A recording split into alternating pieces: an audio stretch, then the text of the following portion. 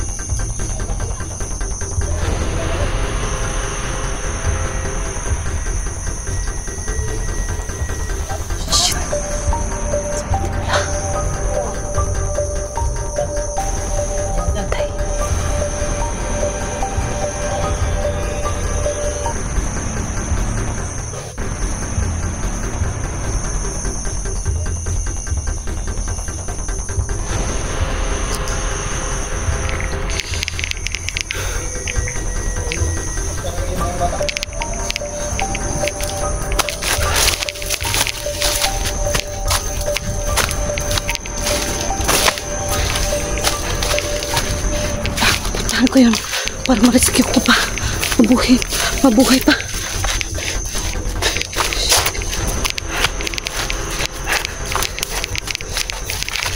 Shit.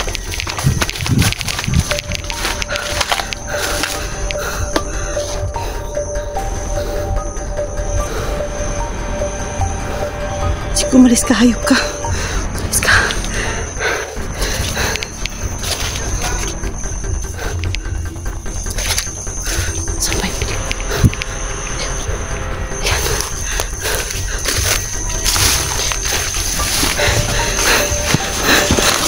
Sa'yo. Shit. Kailangan ko ng tubig. Ano ba talaga to?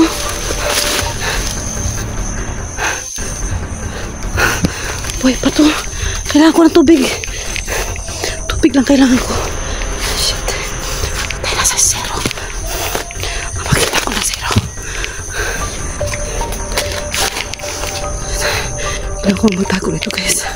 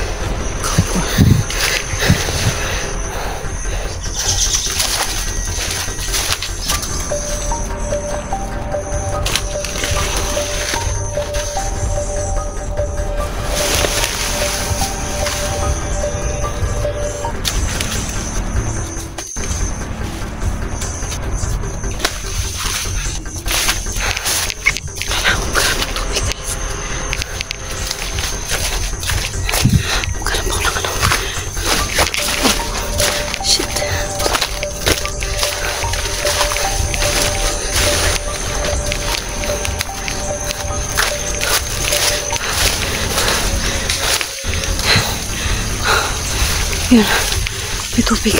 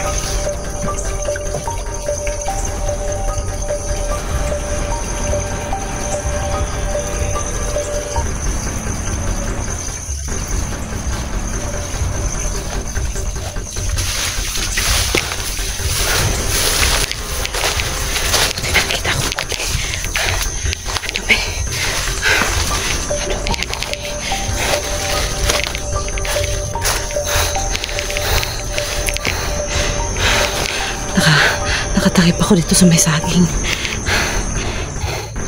Hindi ako makikita dito.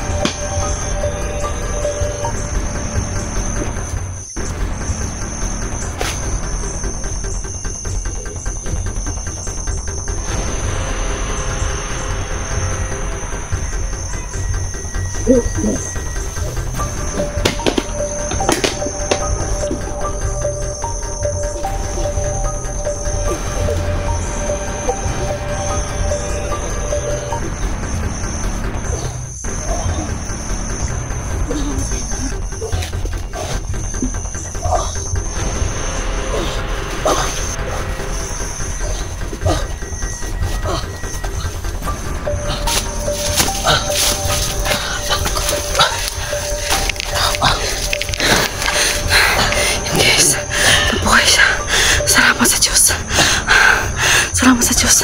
Halika. Hindi nila alam nandito ako. Hindi nga ako nagpapakita. Malaki po yung sugat niya sa ulo. Salamat naman at nabuhay ka.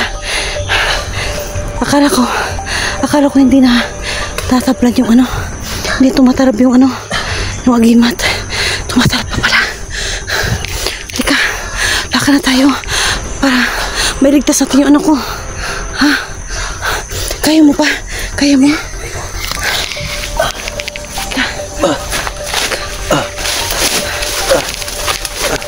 Tayo. Ano to?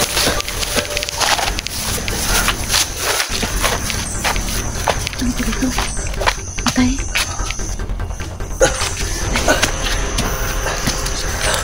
Saan tayo? Saan tayo? Doon muna tayo siguro. Doon. Palabas tayo. Kailangan natin lumabas. Alam ko na dito. Kaya mo?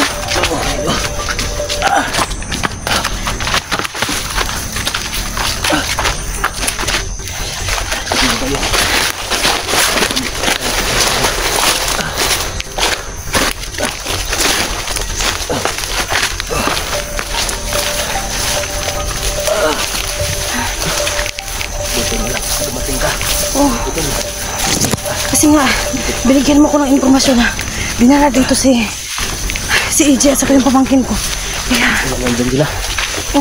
nandahan ka ah. Dahan lang. Up. Tubig lang makakatulong sa'yo.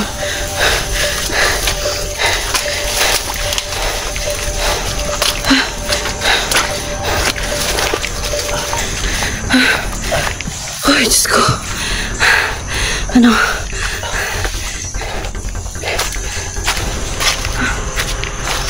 Sana hindi tayo dito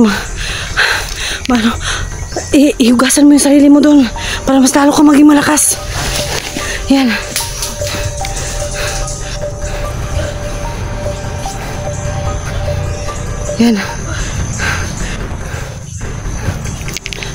Kayang-kaya niya yan. Basta mabasa lang siya ng tubig.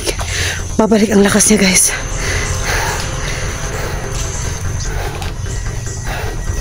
Yung dugo mo sa ulo, yung dugo mo sa ulo.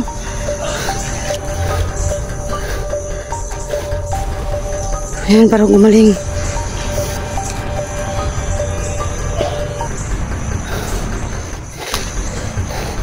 Sana hindi tayo kita may dugo ka pa sa tenga. Tumugo yung tenga mo. Ngayon. Ang dami na niyang hindi ko kayang agimat niya. Pinakagat ka sa sigbin. Hindi na ako makilala ng sigbin mo. Hindi ka makilala na sigbin ko kasi yung sigbin ko nga hindi nga ako kilala. Buti na lang sa agimat kahit di. So Alam ko guys, naman kahit patayin nila ako, mabubuhay ako dahil tubig. kaya nga, Buti na lang dumating ka, naghanap ka ng tubig. Salamat talaga sa'yo. walang anuman. Kailangan nating magtulungan.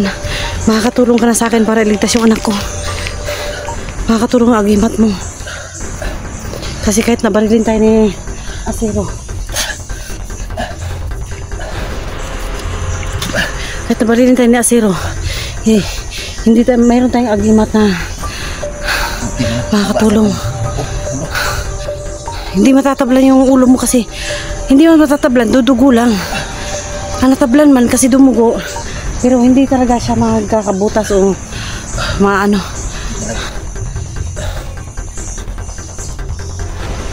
Panay ang galit ng gago. Saan ka ba nagpunta? Ba't ang tagal mo nang wala? Umuwi ka ba sa inyo? Hindi ka nagparamdam eh. Nagulat na ako. Ba't parang alam mo na lahat naman nangyayari kay Asiro? Tsaka yung anak ko. Tao ngayon, sobrang sama. Salamat naman. Walang agimat sa sino ka pa. Wala na.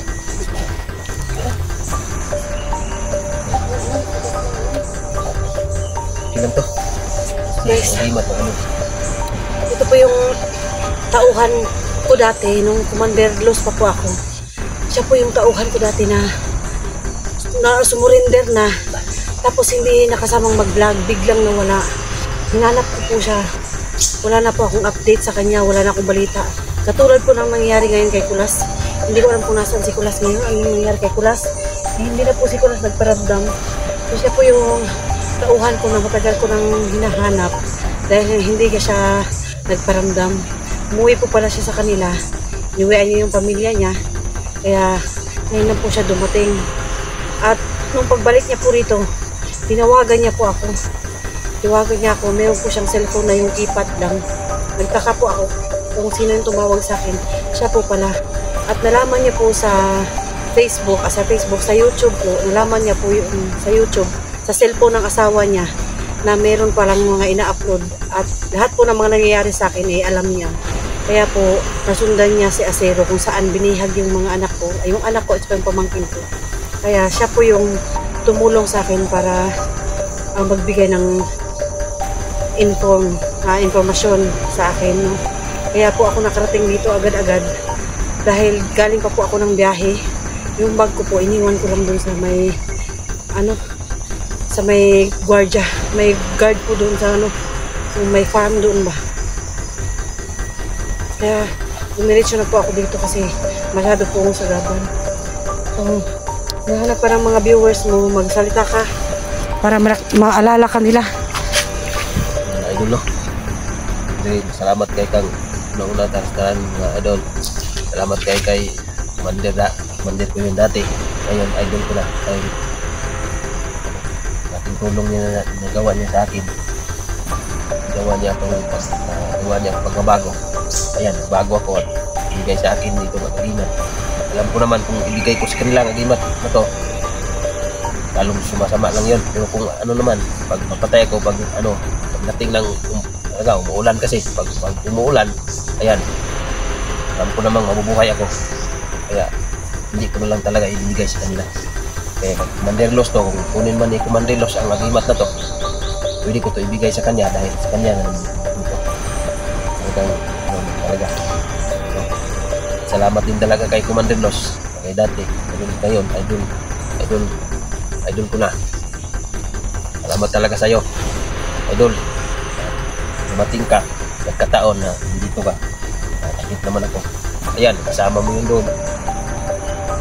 Yung anak mo at pagmangkin mo, sana natin sila. Masagip natin, tulungan mo ako na balikan natin sila para masagip natin yung mga bata. Kasi nung pinasa sa akin ang video ni Commander Acero, sabi niya sasampulan niya raw ako ng isa. So nakasampul niya nga siya sa'yo. At mabuti na lang at may agimat kang dala-dala, hindi ka namatay. At yung mga bata ay ligtas pa rin hanggang ngayon. So meron pa tayong mga tsansa. Hindi talaga nila yun. Hindi talaga nila gagawa yun dahil may kayo, may usapan kayo doon. Kaya hindi nila mag-alaw yung mga bata. Kasi kailangan niya lang talaga akong lumutang eh. Kaya baka sa susunod nating pagbalik dito, magpapakita ako sa kanya. Depende kung anong pwede natin gawin. So yun mga ka-idol, no, hanggang dito na lang po yung video namin mga ka-idol. Abangan nyo po yung panibagong video namin na i-upload. Gagawin po namin ng paraan kasi atrasado po ako ngayon sa oras dahil nga po galing ako ng biyahe at bigla niya akong tinawagan na nandito na pala yung mga bata, kaya agad-agad ko naman sinundan dito. So alam naman po nating lahat na walang kasama akong pumunta rito. Hindi na po ako dalawang isipan na magpakita kay Acero, no, dahil marami siyang tauhan. Hindi natin sila kaya, hindi ko sila kaya kasi nga yung agimat ko po hindi na gumagana. Ay yung tagulilong ko hindi ko mapapagana dahil nga tinanggal niya yung piring niya sa ulo. Yung kulay pula po yung makakapagtago ako doon. Kapag nilagay niya po sa ulo yun, makakapagtago po ako. Pero pag hindi niya nilagay sa ulo yun, kailangan ko po talaga na maglayo-layo kasi matutunagan niya ako at makikita niya ako. Kaya wala akong ibang choice kundi magtago dahil baka mabihag ako ulit. At paano ko na ililigtas yung kasama ko at saka yung anak ko. At salamat sa Diyos, ngayon lang siya na bihag na nakaligtas agad dahil hindi po alam nila Acero na meron po siyang agimat at kaya niya pong mabuhay. Yun po yung isang pagkakamali na binaril siya, na pinatay siya tapos hindi nila alam na kaya parang mabuhay. Yun po yung naisan ni ano ang pangalan mo sa ano? GH Dongnel. Mga ka-idol, no, GH Dongnel, dahil ang tawag ko po sa kanya dati ay Tisoy. Kung naalala niyo po yung Tisoy na tinatawag ko, siya po yun. Ang pangalan niya po ngayon ay GH Dongnel po sa kanyang YouTube channel, no. Yun lang talaga ang ako. Kasi yung dati bandido pa ako, binabansagan lang kahit hindi ako pugi, bandidong Tisoy. Pero hindi naman talagang pangalan ko Dudong. Kaya GH Dongnel talaga. GH Dongnel. So ngayon sasama ka muna sa akin, ha, sa bahay. Lahat ng mga lakad ko guys, makakasama ko na ito. So lahat ng mga lakad ko guys, makakasama ko na siya. Magbablog na po siya guys. Dati po kasi hindi siya natuloy na mag-vlog, kaya ngayon isasama ko na po siya sa aking mga lakad at para maging katuwang ko po sa lalong-lalo pagligtas ng anak ko.